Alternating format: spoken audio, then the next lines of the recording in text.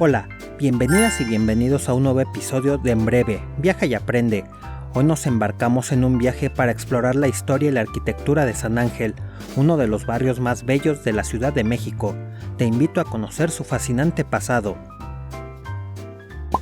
Esta zona en la época prehispánica se le conocía como Tenanitla, que en náhuatl significa lugar cercado por piedras o donde abundan las murallas, haciendo referencia a la gran cantidad de lava petrificada producto de la erupción del volcán Xitle siglos atrás. Este asentamiento fue parte del señorío de Coyoacán desde la época del dominio tepaneca de Azcapotzalco. Con su derrota por la Triple Alianza, Tenanitla pasa a ser tributario de Tenochtitlan. Con la llegada de los conquistadores ibéricos y sus aliados, los Ixtolinque se aliaron con Cortés y mantuvieron el control de la región, la cual a su vez formaría parte del Marquesado del Valle de Oaxaca. En 1565, el segundo marqués del Valle, Martín Cortés Zúñiga, estableció aquí un molino de trigo llamado Miraflores, que en el siglo XVIII se convirtió en la fábrica de papel de Nuestra Señora de Loreto. Los dominicos instalados en Coyoacán consideraron insuficiente el convento de San Juan Bautista, así que fundan una pequeña capilla de adobe en Tenanitla dedicada a la Virgen del Rosario. En 1554 se convirtió en una modesta iglesia con su convento al lado. En 1596 cambia su advocación a uno de los santos dominicos recién canonizados, el polaco San Jacinto de Cracovia. Este lugar seguramente fue remodelado en el siglo XVII. Actualmente la iglesia tiene planta de cruz latina cubierta con bóveda de cañón con lunetos. Al centro, un retablo dorado dedicado al patrón del templo. En uno de sus costados se levanta una cúpula circular sin tambor.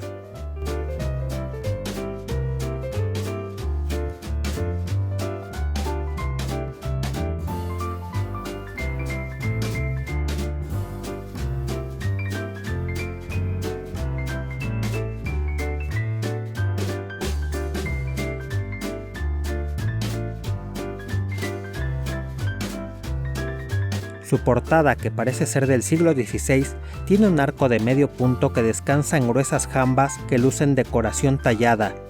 Cierra el arco un alfiz sobre el que se abre una ventana. Conserva la torrecita del siglo XVII de un solo cuerpo, que todavía mantiene, aunque deterioradas, las columnas corintias que se adosan en las esquinas. Está cubierta por medio de una cúpula rematada por una cruz.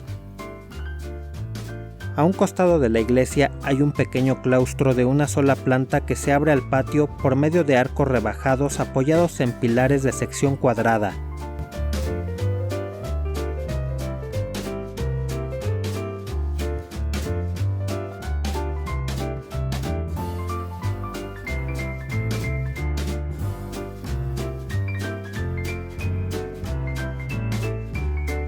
Conserva su atrio de grandes dimensiones, en el cual se encuentra una cruz de piedra tallada con los símbolos de la Pasión de Cristo.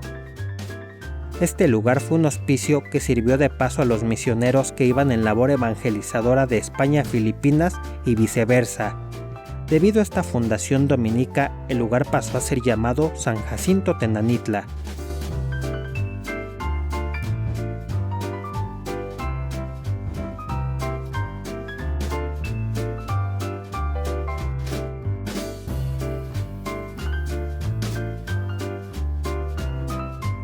En 1597, el nieto de Juan de Ixtolinque, el cacique don Felipe de Ixtolinque, dona a la orden de los carmelitas la mitad del terreno de una gran huerta que tenía junto a Chimalistac y que casi llegaba hasta San Jacinto.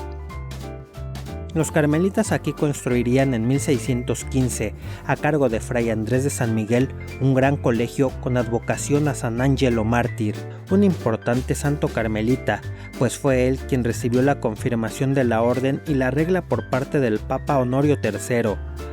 A la construcción también se le anexó una iglesia en 1624.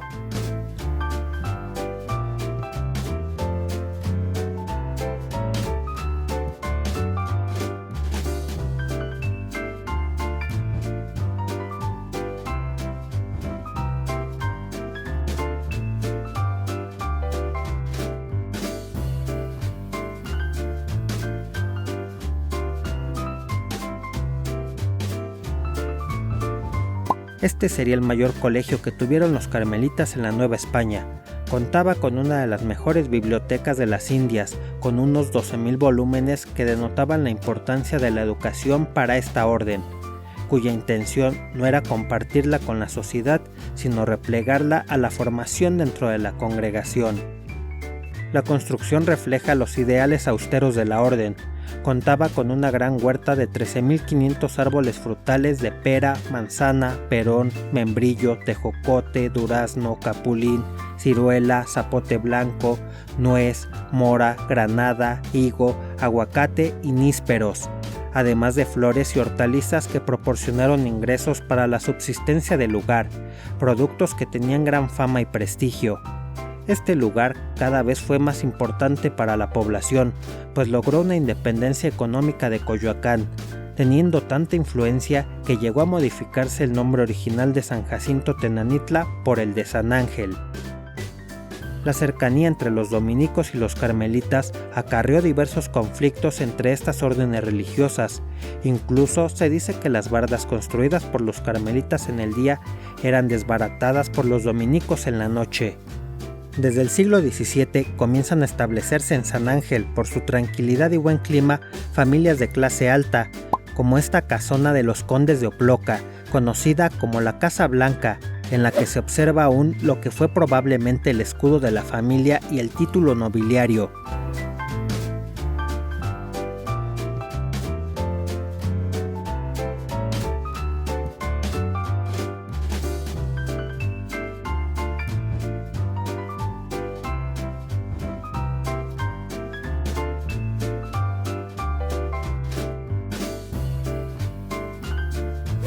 En el siglo XVIII creció aún más la fama del lugar, atrayendo a otras familias acomodadas, como al primer conde de Revillagigedo, convirtiéndose San Ángel en un lugar privilegiado de descanso y veraneo, donde la clase alta mandó edificar residencias para cambiar de los aires de la ciudad.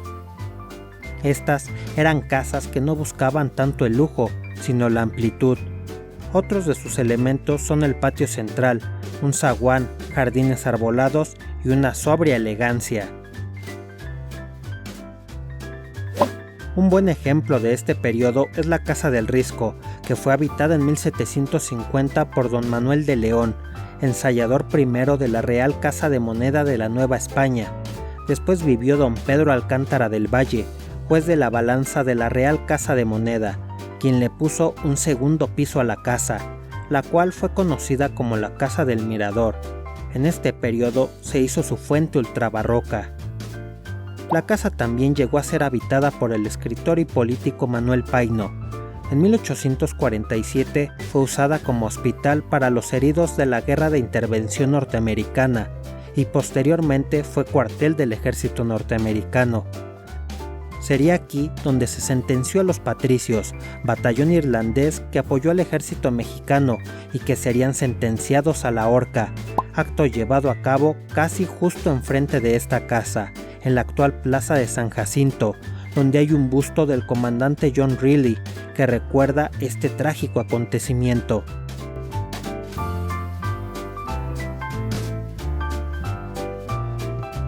La Casa del Risco en algún momento fue convertida en vecindad, dañándola bastante.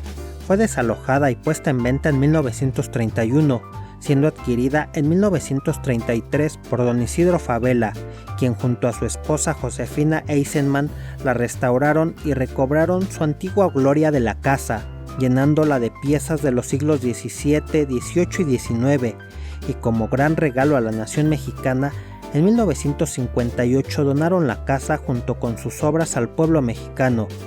Junto al gobierno adquirieron la casa contigua, donde instalaron una biblioteca con su acervo bibliográfico.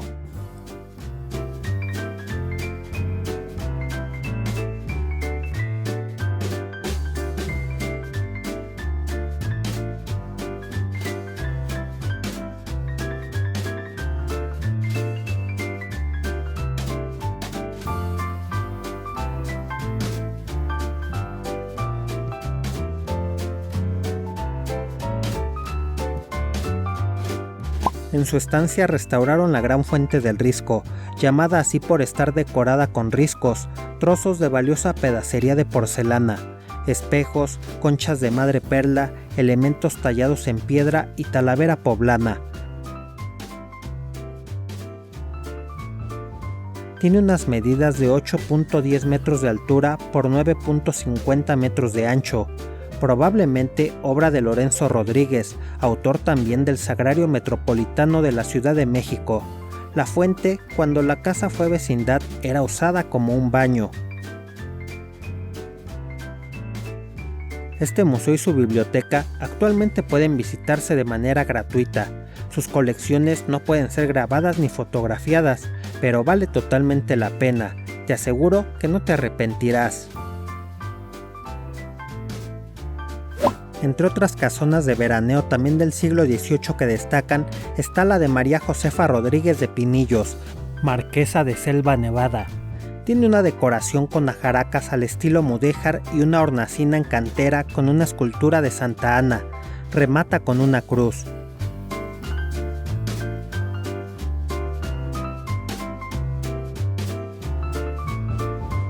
A contraesquina se ubica la Plaza de los Licenciados, con un empedrado, bellos espacios verdes y una cruz de hierro. Su importancia se centra en su portada, la cual fue originalmente de la entrada del Hospital Real de San José de los Naturales de los Franciscanos en el centro de la Ciudad de México.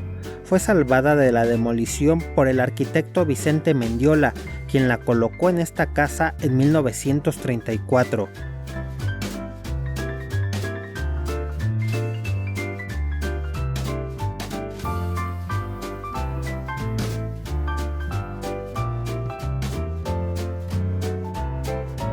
Muy cerca de este lugar, en espacio que perteneció al complejo dominico de San Jacinto, hay otra plaza llamada de los Arcángeles. Cuenta con 3 bancas de piedra, cada una dedicada a un arcángel: San Miguel, San Gabriel y San Rafael. Posee bellas jardineras y a su centro una fuente. Es un lugar muy tranquilo y bello que no debes dejar de visitar. Solo se te pide no fotografiar o grabar las casas o autos a los alrededores, por cuestiones obvias de seguridad de sus propietarios.